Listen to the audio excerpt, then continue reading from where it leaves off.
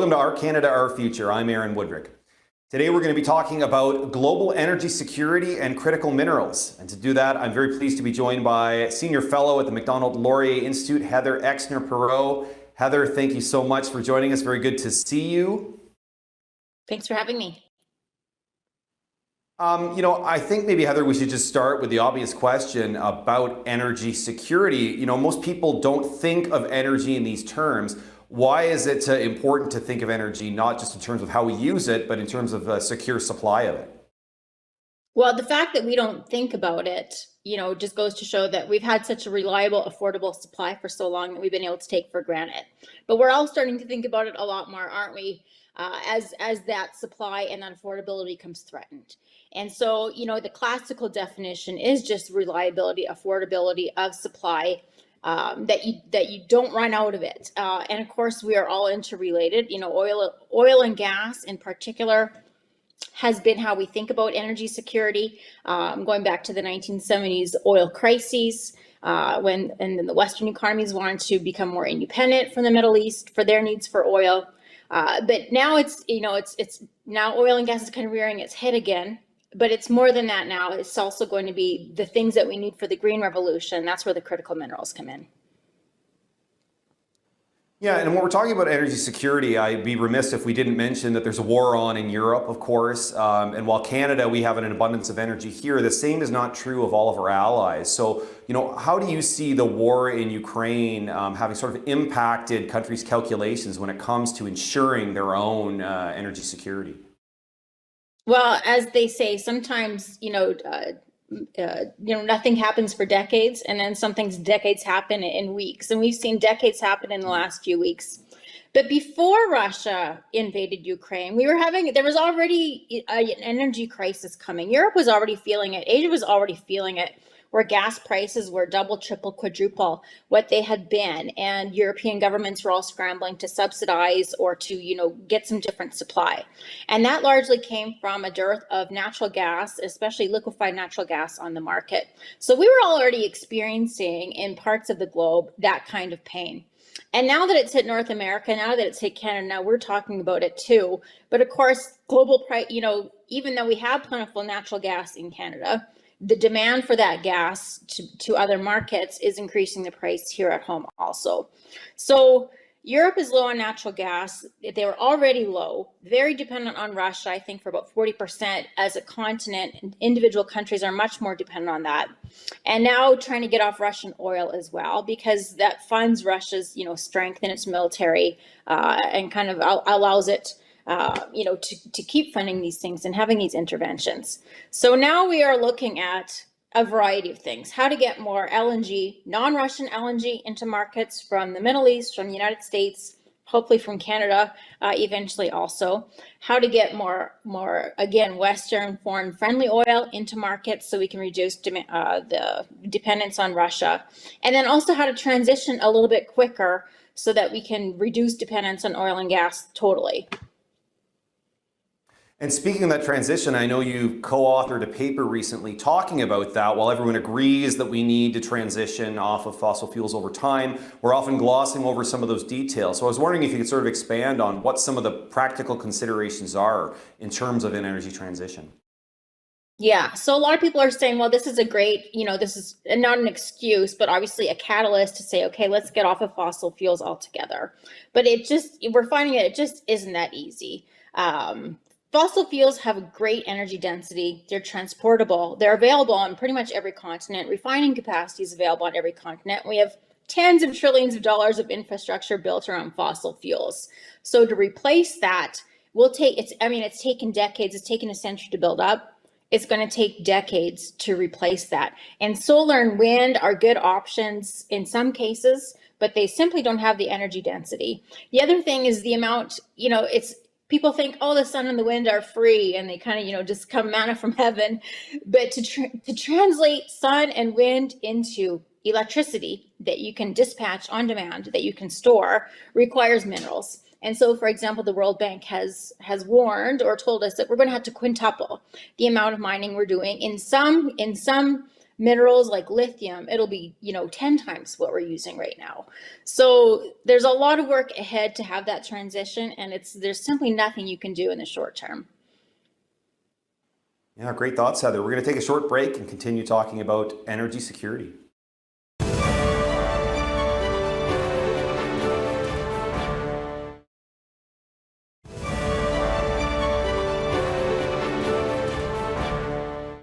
Welcome back to Our Canada, Our Future. We're talking global energy security and critical minerals with Heather Exner-Pirot, Senior Fellow at the Macdonald-Laurier Institute. Heather, I know you touched on this a little bit in our last segment, but I just want to talk about where global energy demand is heading.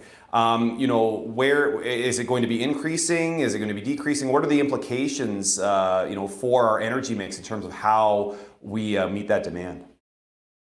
So there's almost nowhere to go for global. First of all, energy demand for fossil fuels is reaching its pre-COVID levels and reaching its historical peak. It's never been as high. There was some idea that maybe 2019 would be the peak, and we'd start to see a decline after that. There was certainly a decline during COVID, and a hope that maybe we would start to reduce that fossil fuel demand after that. That has not happened, and so we're seeing demand for 100 million barrels a day here. But the supply hasn't kept up. That's why we're having a crisis. The demand has not changed despite, our best hopes and our optimism, but the production has definitely decreased. And so we're seeing global inventories decreasing at a faster pace in the last year and a half than they ever have. When you look at 5, 10, 15 years down the line, it's very easy to calculate, because it's demographics. Yeah, and there's, they call it the destiny of demographics. Asia is growing. We will have another billion humans on this planet. We will probably have another 2 billion humans on this planet before we plateau and start to decline. And the thing is, consuming energy is very highly correlated with development, with mortality, with education, with literacy, with economic development, all these good things that we think we want. So in that respect, we want Asia to be using more energy. We want them to have access and not be in energy poverty, so that they can, be more productive and do more things and have better material well-being. So it seems very predictable that we will have higher global demand for energy. It's a bit of a non-stoppable train, and we want to supply that energy. So the dilemma is, how do we reduce fossil? It's 80%. Fossil fuels are 80% of our global energy mix right now. How do we reduce that and still provide the energy that other 1-2 billion people, as they move into the middle class, are going to want? So when we think, some people are saying, well, we can't. It doesn't matter if Europe needs LNG right now, from Canada. By the time we can get it to them, the demand, the crisis will have abated and they won't need it anymore. But look west. Asia is going to need all of that.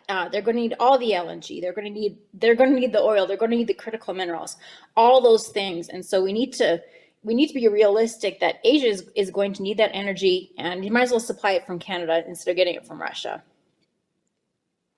Yeah, and that's a really important point you make about the correlation between higher energy use and better lives and development in countries. So if we want people's lives to be improved, it's often, in many cases, going to take energy. So it'll just be a question of what kind of energy. And speaking of that, I wanted your thoughts on how well Canada is positioned. You mentioned supplying LNG. We're not able to do that right now. Whether it's from fossil fuels, whether it's from other forms of energy, how well positioned is Canada to help meet that spike in energy demand?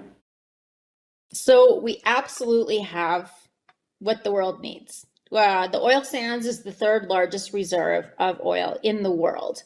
I think it's like 176 billion barrels. And we know how to get it out, and we're becoming more efficient in getting it out. We also have tremendous natural gas reserves in Alberta, but there's also natural gas and there's also oil out east. So sometimes we think we need to pipe it, from Alberta to get to Europe, but Newfoundland offshore is very rich in oil. There's a few projects, 2 projects that have been, recently announced that are, likely to go ahead to meet that global demand for oil. And there's LNG, around there too. So Canada has all those things. Now the question is, can we get it to market? Right now, 100% of our natural gas exports and 99% of our oil exports go to the United States. And that worked really well for a long time when the United States, it was our only customer, but they wanted every single drop we had. Before the shale revolution, when they really, became net exporters of oil and gas. So now Canada has been in this position where our one customer hasn't wanted our supply that much.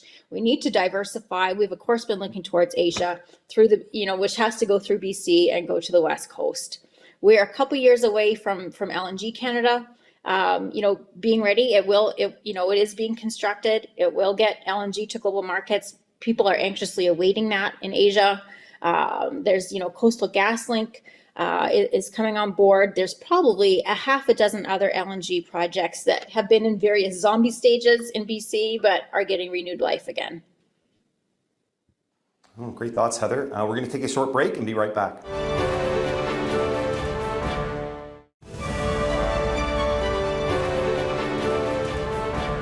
Welcome back to Our Canada, Our Future. We're talking energy supply and critical minerals with Heather Exner-Pirot, who's a senior fellow at the Macdonald-Laurier Institute. Heather, I wanted to sort of turn to talking about critical minerals. I know you've written a paper on this, but I think a lot of our viewers might not even know what critical minerals are and why they're so important. So maybe you could enlighten us. What are critical minerals?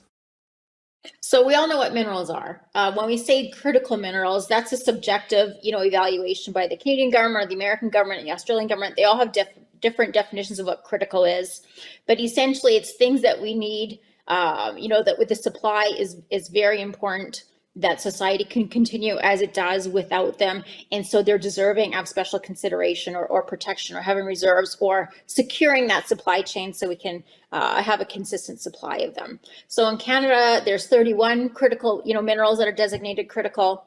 A lot of them we have in Canada, but we don't process a lot of our own minerals. And so this is where the security supply chain gets very important for critical minerals. With oil and gas, again, the availability of it geologically and across the world is very high. It is a very competitive resource, but certain minerals are very concentrated geologically and geographically. And so you're very dependent, for example, on Congo for graphite. Right now, you're very dependent on China for rare earths, and that's usually the critical mineral that people are aware of, that there's some constraints and that we need to have a better supply. But China is the number one miner in the world. I think they have about 22%. Russia is the second biggest miner in the world. Combined, they represent about a third of mining in the world. So that's so from a security perspective, that makes you very vulnerable. But on top of just the availability of the mining of the raw material, China has a monopoly on the processing of probably, half a dozen or more minerals, that are kind of dirty or environmentally, sketchy to have to process, requires a lot of chemicals. And so we don't like to do them in the West, but still makes us very reliant on China to get kind of the value added mineral. From copper, even though they don't produce a lot of copper, they do a lot of the processing, rare earths, obviously, all these sorts of things. So making sure that, in the wake of Russia, this realization that, amongst our allies, amongst NATO, amongst the Western world, we better have our own supply chains of these minerals because it's a lot of leverage to leave to a potential enemy, to have at their disposal to ban or to restrict the use. Without rare earths, we can't have touchscreen TVs. A lot of military equipment is dependent on that. Without, there's probably a half a dozen things that we need to make electric vehicles, to do the windmills, to do the solar panels. It takes it's magnets and it's even steel, even iron, So we've had this wonderful 20, 30-year period of globalization where just the competitiveness of the cost competitiveness was the foremost kind of consideration. China seemed to be very pragmatic, was a good supplier of these things in a very cheap way. But now we're starting to think that maybe we'll have to accept some higher costs in order to have that security of supply. Okay, so to clarify, a lot of these critical minerals are things they're rare or they're geographically concentrated, and we need them for certain important things. You mentioned electric vehicles, for example, and so it's critical that we have access to them. What is the landscape like right now in terms of control of some of these critical minerals? You mentioned China. But my understanding is it's not a free market in these minerals, and that China has control, or at least a sort of control over certain choke points in the supply chain. Is that right? Yeah, it's really the processing, and that's the harder thing. Canada, we have almost all these things in our crust. We do. Those 31 minerals, somewhere in our crust those exist. It's a matter of, is it economic to extract them? So where, they may be more, copper is more geographically concentrated in South America. It's just more economic to extract it from there. And China has developed the processing capacity that really doesn't exist in anywhere near the same. We're not in the same stratosphere in terms of processing in the Western world. So we are looking at how do we get into that aspect of the mineral supply chain, to make sure that we can have, from the ore to the battery, that we can control that, or at least be very confident that with our allies we can control that. It would be reckless to have this renewable energy transition without knowing that you can source everything you need in that value chain, going forward. Okay, great thoughts from Heather Exner-Pirot. We're going to take a short break and be right back.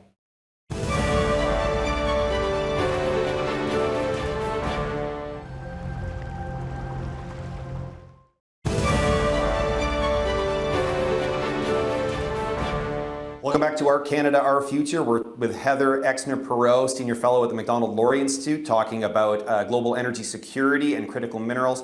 Heather, I wanted to talk about the sort of policy environment that we're in right now. How well do the current government's policies position Canada to take advantage of the growing global demand for energy? So I don't think it's not a secret, and it wasn't a secret of the Liberals. It's not a conspiracy. They obviously wanted to tamper down the fossil fuel industry because it is the highest emitter in Canada. It does emit the most greenhouse gas emissions of any sector in the country. And so to meet our climate goals, to meet the Paris Accord commitments that we made, you got to take the emissions from somewhere. And it seems like, the lowest hanging fruit would be from the oil and gas industry. And there's an idea that we're transitioning and we're not going to need those fossil fuels. They're going to become stranded assets. So, we might as well, without delay, kind of move away from fossil fuels. And so things like the Impact Assessment Act, the emissions, there's an emissions reductions plan, there's likely to be an emissions cap, are things that the Liberals have been bringing in to cap the size of the oil and gas industry and hopefully, start to diminish it a little bit. So that's how Albertans feel. But I don't think it's a secret. I don't think, that's something that is contested. That's been their plan. That's how they're trying to meet their Paris Accord goals. What's interesting is that, we were all on board. COP26 only happened a few months ago. And then the energy crisis started to hit. And it started to seem like we have not matched supply and demand, and that's going to cause a problem. It would be one thing, to limit demand for fossil fuels, and then, maybe the oil companies have stranded assets, and no one's going to cry over that. But to have limited the supply, and now we don't have enough energy in the world, that's a real crisis. And then Russia, the Russia situation just poured fuel on the fire, essentially, of what was an energy crisis is now kind of an all-out, 5-alarm kind of a situation. So what's interesting to me is that, and I've said this before, the energy crisis will hit Canada the last and the least because we have so many great resources. We have every kind of energy resource in Canada.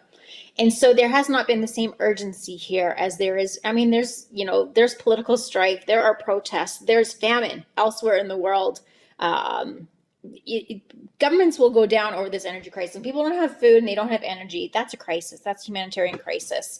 And they don't accept that. We're getting to the point in Canada where the energy bills are bringing people into energy poverty, where some governments have had gas tax, holidays, those kinds of things. But I'm still not hearing a lot of different talk from the Liberals, from pre-Ukraine to post-Ukraine. But the world has changed, since February 24th. And I think, when Trudeau goes to Europe, when Wilkinson or Guilbeault goes, to G7 meetings, I expect that all they're hearing from European allies is, how are we going to get Canadian oil and gas over to Europe? We need to get off of Russian gas. Right now, you have the third largest reserves. We export more than any other democracy. How can we get your oil and gas? And no one's getting a good answer from Canada. We have it, it's available, we can start doing things. TMX is going to come online soon. In fact, we've never exported more oil and gas than we do right now, because Line 3 came on, and a few other things have happened. So so that's on the oil and gas side. They did approve the big Newfoundland offshore gas project, and that's a positive sign that they're seeing, we need a source of oil. It's got to come from somewhere. It should come from Canada. That's a very low emissions project that they approved.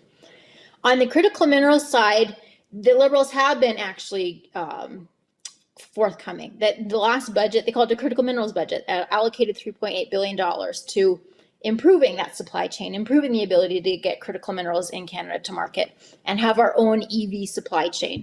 And so that's very positive. The Mining Association in Canada is very positive with that. If, as a cynic, you can look and say, we use mining in everything. And for, since 2015, the Liberals haven't cared about the mining industry and haven't cared about making regulatory processes seamless and haven't cared about timelines. But now that they want it for electric vehicles, now it's a priority. Even though it's in housing, it's in apartment buildings, it's in our cars, it's in our laptops, it's everywhere. So now we're having an affordability crisis, and now we're starting to see that maybe delaying all these projects, maybe making them more expensive, legal, wasn't ideal. So there is some change coming, I think. Yeah, and sometimes I suppose you have to take what you can get, even if you're doing the right thing in a belated way. So thanks so much, Heather. It was a great chat. I want to thank you for joining us. I want to thank you, the viewer. We'll see you next time on Our Canada, Our Future.